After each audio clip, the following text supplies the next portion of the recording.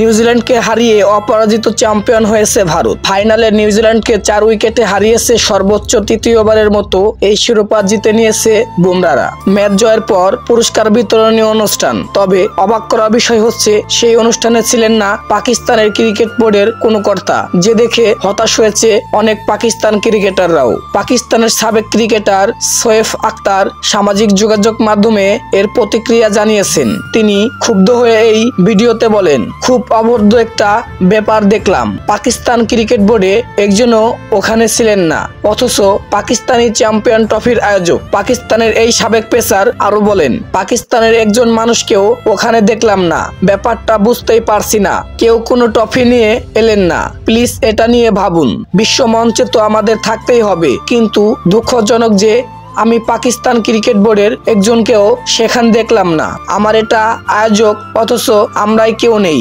পুরস্কার বিতরণী অনুষ্ঠানে ছিলেন ভারত ক্রিকেট বোর্ডের প্রেসিডেন্ট রজাব বিনি, আইসিসি চেয়ারম্যান জয় শাহ।